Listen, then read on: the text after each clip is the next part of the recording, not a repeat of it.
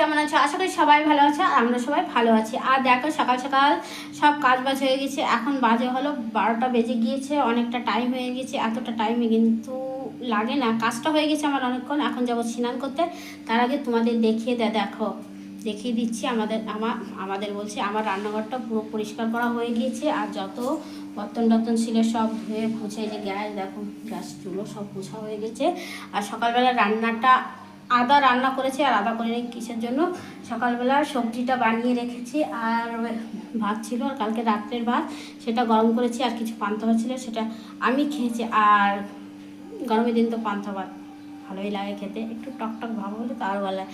আজকের ভাতটা খেয়েছি মুড়ি দিয়ে, শুকনো লঙ্কা ভাজা আর পেঁয়াজ আর মুড়ি দিয়ে, অনেক ভালো লেগেছে খেতে। আর ছেলে মেয়েকে রাত্রে ভাত ছিল, সেটা গরম করে দিয়েছি। আর সকালবেলা কী রান্না করেছি, এই দেখো দেখতে পাচ্ছ।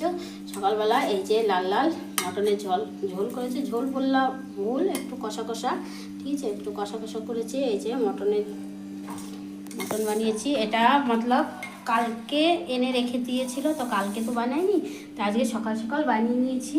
আর সব কাজবাজ আগেই তো বললাম, সব কাজবাজ হয়ে গিয়েছে আমার। আর এই দেখো মেয়ের কীর্তি দেখো, এই যে কালকে তরমুজ নিয়ে এসেছিলো, একটু তরমুজ ছিল, সেটা ও খেয়েছে। আর পতা নেই মোবাইল না কোথায় দেখেছে যে টুটি ফুটি বানাই তরমুজ দিয়ে, তাই এই যে তরমুজের যে সাদা হিস্সাটা হয়, এই হিস্সাটা কেটে রেখেছে, ছোটো ছোটো করে দেখো কেটে রেখেছে। এখন বলছে যে আমি টুটি ফুটি বানাবো। আচ্ছা ঠিক আছে, তুমি বাড়িয়ে চলো স্নান করে আসি, ততক্ষণ তোমরা ভালো থেকো, সুস্থ থেকো, বাই।